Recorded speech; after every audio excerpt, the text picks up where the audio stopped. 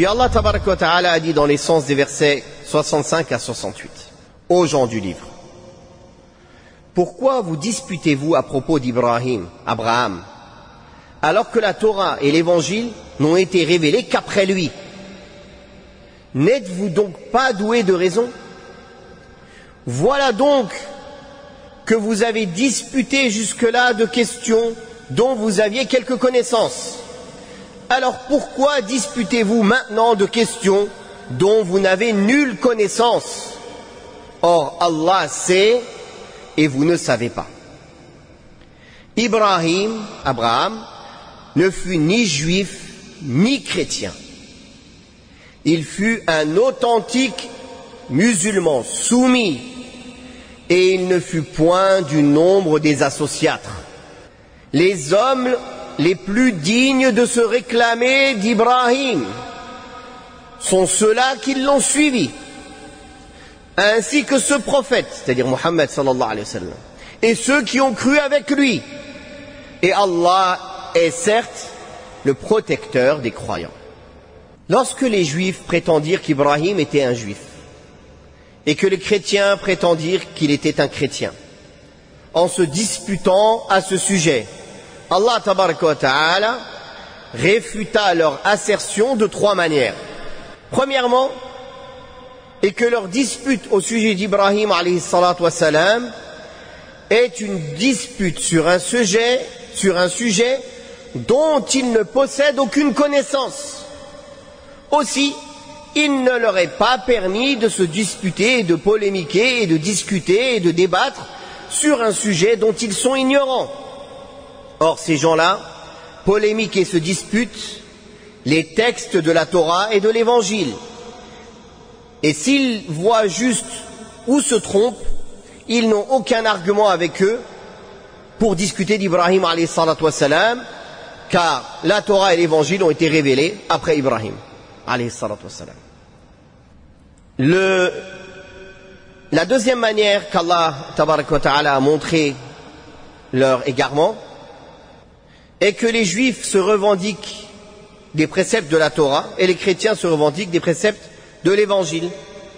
Or, que ce soit la Torah ou l'Évangile, les deux ont été révélés après le prophète Ibrahim alayhi salatu wa salam. Comment dès lors les juifs et les chrétiens peuvent-ils s'attribuer Abraham, alors qu'il a vécu avant eux et qu'il les a précédés historiquement? Cela est-il raisonnable? C'est pour cela qu'Allah tabaraka wa ta'ala dit Afala ta'qilun, êtes-vous donc déraisonnable à ce point? C'est-à-dire que si vous étiez raisonnable, vous ne tiendrez pas de tels propos, vous ne diriez pas cela. Troisièmement, et que Allah tabaraka wa ta'ala a témoigné que Ibrahim alayhi salatu wa salam, son plus aimé intime, Khalil, ne fait partie ni des juifs, ni des chrétiens, ni des païens, ni des associatres, ni des zoroastriens, ni rien de tout cela, en faisant de lui un monothéiste convaincu et un soumis à Allah. Il a fait en sorte que ceux qui sont plus en droit de se revendiquer d'Ibrahim alayhi salatu wa salam sont premièrement ceux qui ont cru en lui parmi les gens de sa communauté. Puis, ce prophète Muhammad sallallahu alayhi wa sallam et ceux qui ont cru avec lui, car ils sont sur la même foi que lui et la même voie que lui, qui est le monothéisme pur. Ce sont ceux-là qui ont le plus de droits sur Ibrahim alayhi salatu wa salam et qui méritent d'être secourus et assistés par Allah tabaraka wa ta'ala. Par contre, ceux qui se sont détournés de son culte, comme les juifs, les chrétiens, les associatres et autres, même les associatres de Quraysh, qui se réclamaient de la religion d'Ibrahim, mais qui ont rajouté avec l'adoration des idoles, ils n'ont aucun droit de se réclamer d'Ibrahim alayhi salatu wa salam, et ne peuvent nullement se revendiquer de lui. Voilà donc une réponse à ceux qui disent les religions ibrahimiques. Ça n'existe pas. La seule religion ibrahimique, c'est l'islam, la religion de Mohammed sallallahu alayhi wa sallam. Toutes les autres sont une seule religion, la mécréance. Il y a ou la mécréance ou l'islam. Inna ad-dina 'inda Allahi al-islam. La seule religion acceptée auprès d'Allah, agréée auprès d'Allah, est l'islam. Ma kana Ibrahim yahudiyan wala nasraniyan. Ibrahim n'était ni juif ni chrétien. Walakin kana hanifan muslima. Il était hanif, celui qui se dirige vers le tawhid et s'écarte du shirk, musulman, soumis à Allah. Et il n'était pas du nombre des associatres. Tous ces gens-là qui se réclament d'Ibrahim n'ont aucun droit de se réclamer de lui, car il est le maître des monothéistes après notre prophète Mohammed sallallahu alayhi wa sallam. Il est le proche, bien-aimé, plus aimé d'Allah tabaraka wa ta'ala. Deux seuls ont mérité cette appellation Khalil. Notre prophète Mohammed sallallahu alayhi wa sallam et Ibrahim alayhi salatu wa salam. Et même s'il se revendique de lui arbitrairement, sans aucune preuve, ça n'en sera d'aucune utilité, car Ibrahim alayhi salatu wa salam va se désavouer d'eux. Car ils n'ont pas suivi sa voie, qui est la voie du monothéisme pur. Ils ont donné des associés à Allah tabaraka wa ta'ala, que ce soit les saints, que ce soit Isa alayhi salam, que ce soit Uzair, que ce soit en prenant leurs rabbins et leurs prêtres en Dieu, en divinité en dehors d'Allah, en leur obéissant dans le halal et le haram, et en rendant halal le haram et en rendant haram le halal. Donc en faisant tout cela, ils ne sont pas sur la voie d'Ibrahim alayhi salatu wa salam, qui prêchait le monothéisme pur. Une question a été posée en fin d'intervention concernant l'explication des versets 62 de Surat al-Baqarah et verset 69 de Surat al-Ma'idah. Voici donc une réponse que j'avais déjà donnée auparavant dans l'explication de ce verset. إن الذين آمنوا والذين هادوا والنصارى والصابئين من آمن بالله واليوم الآخر وعمل صالحا فلهم أجرهم عند ربهم ولا خوف عليهم ولا هم يحزنون.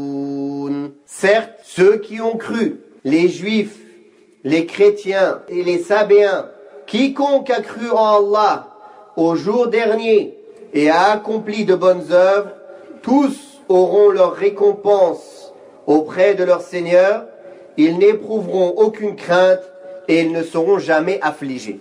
Donc ici, il ne parle pas bien sûr des juifs, des chrétiens qui sont restés juifs et chrétiens après la venue du prophète Mohammed sallallahu alayhi wa sallam.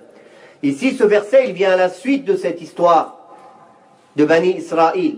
C'est-à-dire qu'après qu'Allah les a blâmés, après qu'il les ait blâmés et montré tous leurs défauts, il a voulu montrer que parmi eux, il y avait quand même certains croyants, qu'ils n'étaient pas tous comme cela. Et pour ne pas faire croire que seuls parmi les juifs il y avait des croyants, il a cité aussi les autres.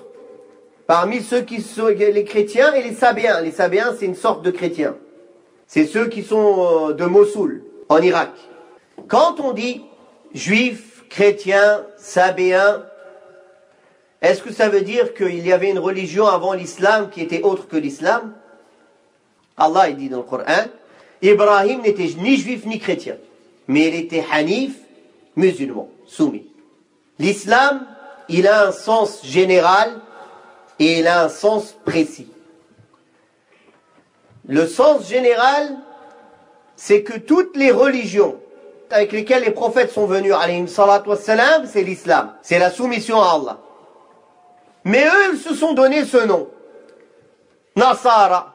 Nasara, c'est pas tout à fait chrétien. Dans le terme Nasara, il n'y a pas le terme de la croix, comme chrétien. Le Christ, il y a le sens qu'il a été crucifié, alors que dans le terme arabe Nasara, il n'y a pas cette connotation-là. Donc en vérité, on traduit par chrétien, mais c'est pas une bonne traduction. Et Yahoud, c'est parce qu'ils avaient dit « Inna hudana ilayk » on a été guidé vers toi. Al-Huda, la guidée. Donc ils se sont donné ces noms, mais en fait c'était l'islam avec lequel Moussa est venu, alayhi salam, l'islam avec lequel Isa est venu, alayhi salam, qui n'avait pas été falsifié. Pas le christianisme qui est venu après qu'il a été falsifié. Ou le judaïsme qui a été falsifié après Moussa alayhi salam ou après les prophètes. Donc ici, quand Allah les nomme par ce nom-là, c'est pour les reconnaître, pour les différencier, et non pas pour dire c'est la religion avec laquelle Moussa alayhi salam est venu. Moussa, il n'est pas venu avec le judaïsme. Et Isa, il n'est pas venu avec le christianisme. Ils sont tous venus avec l'islam de la part d'Allah. Et on a lu le verset du Coran, que Ibrahim n'était ni juif, ni chrétien, mais qu'il était hanif, soumis, musulman. Mais après l'avènement du prophète sallallahu alayhi wa sallam, il n'est pas permis à quelqu'un de se nommer autre que par l'islam. La religion acceptée auprès d'Allah est l'islam. Celui qui agrée une autre religion que l'islam, elle ne sera pas acceptée de lui. Et il sera dans l'au-delà parmi les perdants. De même que le messager d'Allah sallallahu alayhi wa sallam a dit, il n'y a pas un juif ou un chrétien qui entend parler de moi, puis qui ne croit pas en moi, sans que sa place soit en enfer. Et d'ailleurs, il n'est pas permis à un musulman, ne serait-ce que de douter sur la mécréance des juifs et des chrétiens. Celui qui doute de la mécréance des juifs et des chrétiens est lui-même mécréant, car il a remis en question le Coran. Donc celui qui ne rend pas mécréant, celui qu'Allah a rendu mécréant, c'est un mécréant.